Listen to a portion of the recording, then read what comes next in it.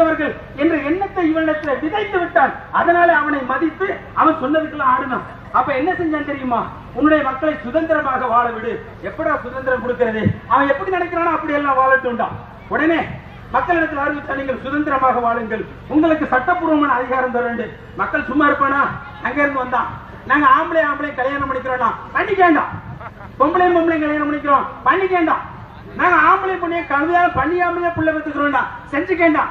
எவ்வளவு கீழ்த்தரமான, எவ்வளவு அசிங்கமான, மனித குலத்தையே கேவலப்படுத்துகின்ற ஒரு கலாச்சாரத்திற்கு சட்ட அங்கீகாரம் கொடுத்து இந்த உலகத்தையே கேவலப்படுத்திய சமுதாயம் இந்த அமெரிக்க இஸ்ரேலிய சமுதாயம் என்பதை நீங்கள் மறந்து விடாதீர்கள். இதற்கெல்லாம் சட்ட அங்கீகாரம் கொடுத்தது மட்டுமல்ல, ஒவ்வொரு நாட்டையும் அதற்கு ஏஜென்ட் நியமிச்சான்.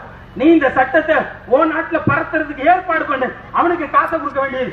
இந்தியாவில் கூட ஒரு போராட்டம் நடந்த வரலாற்றை நீங்கள் எல்லாம் படித்திருப்பீர்கள். இப்படியே இந்த கலாச்சாரத்தை சீரழித்து விட்டு அமெரிக்கர்களை பலவீனமாக்கிய பின்னாலே அமெரிக்கர்களுக்கு பிள்ளை பெற்றோர் என்ற பாசம் போய்விட்டது, நாடு அரசாட்சி என்ற பாசம் போய்விட்டது. வாழ்ந்து அந்திம காலத்திலே யோசிக்கிறார்கள். அனாதைகளாக்கப்பட்டு தெருவோரத்திலே பிச்சை எடுக்கக்கூடிய நிலைக்கு வந்த பின்பு அவர்கள் யோசிக்கிறார்கள், இந்த கலாச்சாரம் மோசமானது, இது வேண்டாம், நமக்கு ஒரு உயரிய கலாச்சாரத்தை பின்பற்றுகின்ற வாய்ப்பு வேண்டும் என்று ஆராய்கிறார்கள். இஸ்லாம் அவர்களுடைய கண்ணுக்கு தெளிவாக தெரிகிறது. இஸ்லாத்தை நோக்கி ஓடி வர ஆரம்பித்து விட்டார்கள். அமெரிக்காவிலே இன்று இஸ்லாம் வெகு வேகமாக பரவிக் கொண்டிருக்கிறது. தடுக்க முடிந்த அரசு அதில் தோல்வி கண்டு விட்டது. அதை தடுத்து நிறுத்துவதற்கு